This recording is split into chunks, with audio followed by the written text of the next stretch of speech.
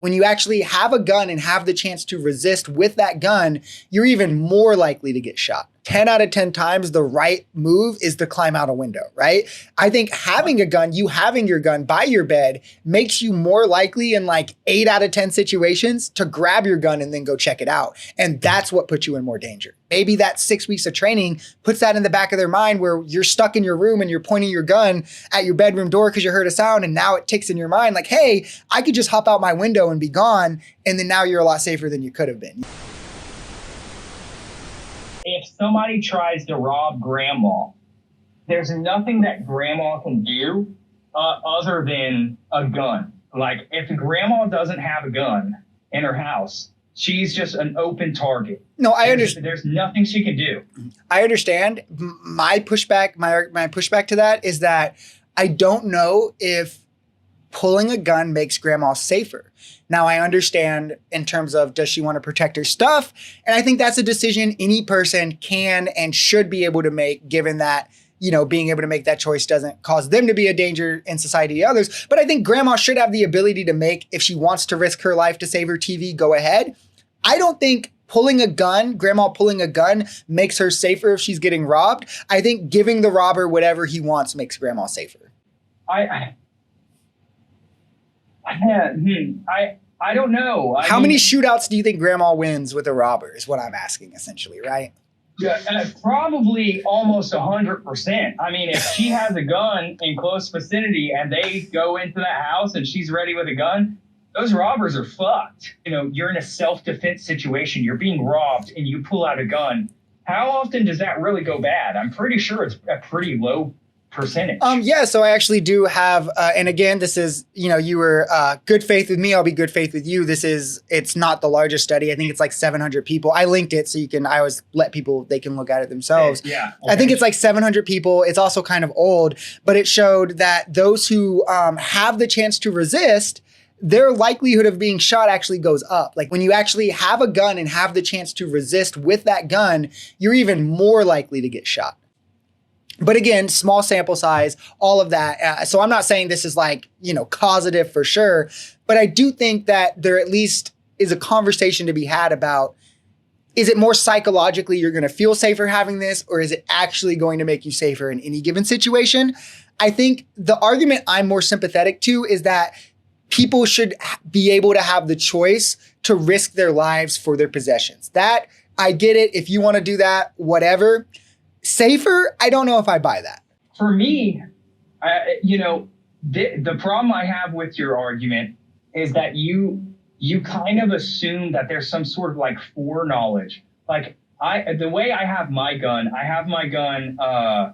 it's kind of like, when my inside gun, I have it kind of like next to my desk, which my bed is like in front of. Anybody trying to come in and rob me, I'm going to have the one up on them like pretty fucking quickly. And, you know, and the thing is the alternative is like bear spray, right? Like, and bear spray in that kind of situation is just so much fucking less effective. If you have more than one person, bear spray is completely ineffective at that point. I think you're forgetting an alternative. Robberies are not just one person. I think you're forgetting an alternative, right? I think the other alternative is to escape. I think in most situations, you could probably get out without confrontation or conflict.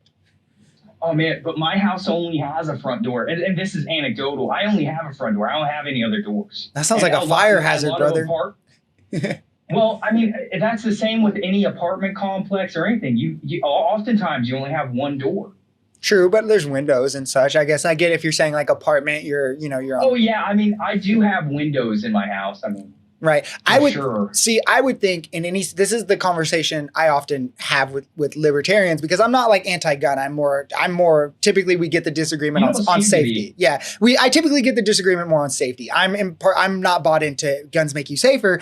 I think that if somebody breaks into your house, would you agree with me on this? If someone breaks into your house and you like let's just say in this hypothetical, there's this we know objectively, right? We're the third party viewing. This person for sure has the opportunity to escape, or they could grab their gun and confront the person. Which of those two do you think makes the person safer? Getting out of the house or grabbing their gun? 100% escape. Get the fuck out of there. Yeah. No, 100%. So would you agree that should be most people's first instinct then?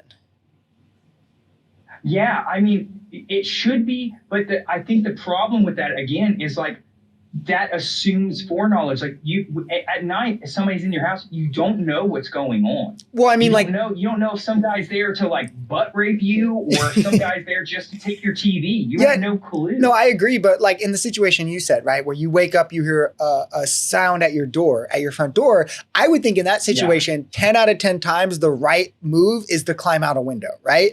I think having a gun, you having your gun by your bed makes you more likely in like 8 out of 10 situations to grab your gun and then go check it out. And that's what puts you in more danger. You just never know. Like there's so many variables, and plus the shock of it.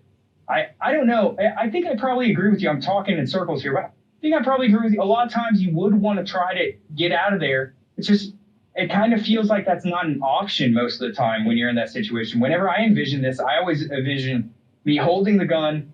I'm ducked down behind my desk. I'm kind of hiding a little bit and getting a read on what the fuck is happening right now. You know, I'm not taking I do think you're right that some people would take that gun, they'd pick it up, and they'd walk towards the door and be like, let's see who the fuck is fucking with me. I do think you're right about that. No, I mean, and that's the argument I get from most people, to be fair, is also they're like, no, I would grab my gun and go check out this sound and, you know, all of this. And like what you're describing, I think, is the more genuine, like you're being like it's the natural reaction. People would probably be like, if we're being human, you're probably going to be too scared to like hop out your window and run away. And like with all this, like I get all of that. I'm just like, when I make that point, I just mean like, if I'm talking like bare bones, what is actually going to make you safer? And I think that when we talk about like things like training, I think even something like training to learn like, hey, just because you have a gun doesn't mean you have to like die by the gun, right? There are situations where getting out is the better situation. Just like putting that in someone's mind where maybe that 6 weeks of training